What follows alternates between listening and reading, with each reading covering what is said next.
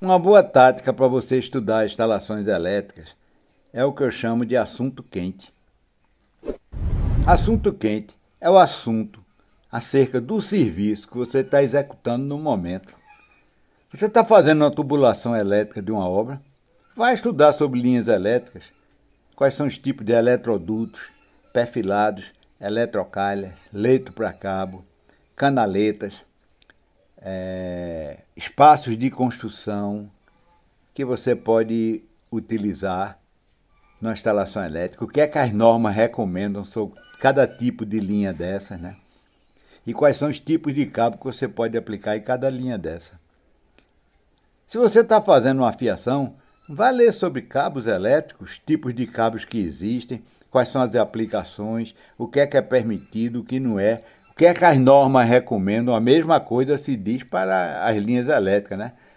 Além de estudar os tipos das linhas elétricas, estude também o que é que as normas recomendam para cada tipo de linha elétrica que existe. E assim vai, está fazendo uma montagem de luminárias numa obra, estude sobre luminotécnica, o que é iluminância, o que é luminância, quais são as unidades que você usa em luminotécnico, o que é um lux, o que é um lumen, o que é reflexão. E assim você vai tendo um estímulo para fazer seu aperfeiçoamento, porque você está lidando com aquele assunto no momento. Outra tática boa também é você ensinar o que aprendeu. Estudou, aprendeu uma coisa, ensine na obra ao pessoal, quando estiver mostrando as coisas para o pessoal, quando estiver dando uma ordem, explique por que é que aquilo tem que ser feito daquela maneira. Mostre como é que a técnica recomenda que aquilo seja feito. Exemplifique com os tipos de recomendações das normas quanto àquilo também, né? O que é que as normas permitem, o que é que elas não permitem, por que é que você tem que obedecer às normas. Isso torna a sua equipe mais consciente do serviço e dá um nível de conhecimento a eles maiores e incentiva até que o seu pessoal queira estudar também, né? Outra tática boa também para você estudar é você se fazer perguntas, né? Você perguntar como é que eu dimensiono um cabo elétrico, né? Então vá ver exemplos de dimensionamento de cabos elétricos, faça vários exemplos desses, né? Imagine até uma situação qualquer que você tem que dimensionar o cabo para aquela carga. Imagine uma distância que ela está do quadro. Verifique quais são os critérios que você usa para fazer aquele dimensionamento. Olhe o que é que os livros falam nos exemplos que eles dão. Olhe também o que é que os livros falam sobre as normas que são aplicadas naquele caso, né? E por que é que não se pode aplicar certos cabos. Hoje em dia está havendo uma prática muito difundida de se botar cabo PP para alimentação de condutores. Por quê? Porque os lojistas confundem os cabos de duas pernas, três pernas com o cabo PP, que é um cabo que reúne várias pernas, né? Mas ele é usado para rabicho de equipamento elétrico, né? Para não estar você, por exemplo, um equipamento que é trifásico, você vai levar três fases mais o terra. Se for cabo separado, fica aquele mole de fio, é ruim de manusear, né? Então se bota um cabo com quatro cabos internos, né? Aí esse é o cabo chamado PP, que é usado exclusivamente em rabicho de equipamento elétrico, uma furadeira, uma enceradeira, etc, né? Uma máquina de solda, etc. E esse cabo ele tem uma característica que aguenta a abrasão, né? Porque você arrasta ele pelo chão, mas ele não é anti-chama. Então você não pode usar ele para alimentação elétrica, né? Nem dentro de eletroduto. E hoje em dia está havendo essa difusão no meio de eletricistas, sabe, de se usar o cabo PP. Ele não é anti-chama. Os cabos hoje em dia, por norma, tem que ser anti-chama. O que é um cabo anti-chama? O cabo anti-chama não é o cabo que não pega fogo, não. É um cabo que pega fogo, mas o fogo fica restrito ao local da fonte que está provocando ali aquela quantidade de calor em cima dele. Não se propaga pelo cabo.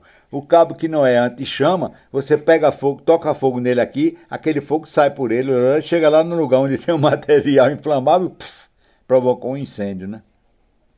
Na tática de se fazer perguntas para se aprender, a gente pode se fazer a seguinte pergunta: como eu posso dimensionar a alimentação elétrica de um prédio que eu não tenha projeto ainda dele? Simples. A norma nos dá tabelas de densidade de carga em função da área do prédio.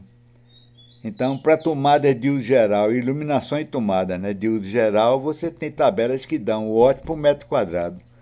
Então você vê qual é a destinação daquele prédio, vai na tabela da norma. Se é um edifício de escritório, é 20 a 30 watts por metro quadrado, por exemplo, você já tem a potência instalada de iluminação e tomada de uso geral. Dimensione o ar-condicionado, né, que existem tabelas também que você tem acesso de fornecedores de equipamento de ar-condicionado que dão a capacidade do equipamento em função da área a ser condicionada. Com isso, você tem a potência instalada dos equipamentos de ar-condicionado.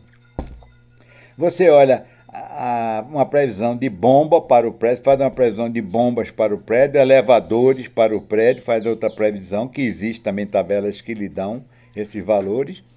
Então você vai ter, se não tiver nenhum equipamento especial que o cliente vai usar no prédio, por exemplo, a máquina Xerox, máquina de impressoras a laser, que são máquinas de carga alta, você, se tiver tudo isso, você relaciona, soma essas potências e você vai ter a potência total instalada da edificação. No caso da potência instalada ser superior a 75 kW, a alimentação terá que ser feita em média tensão. E a gente parte para dimensionar o transformador. O dimensionamento do transformador é feito a partir do cálculo da demanda. Então se vê nas tabelas os fatores de demanda para cada grupo de cargas. Aparelho de ar-condicionado tem um fator de demanda, chuveiros elétricos tem outro fator de demanda, aparelho de aquecimento, de um modo geral, tem um fator de demanda, elevadores tem um fator de demanda, motores, de um modo geral, dentro da instalação, tem um fator de demanda específico.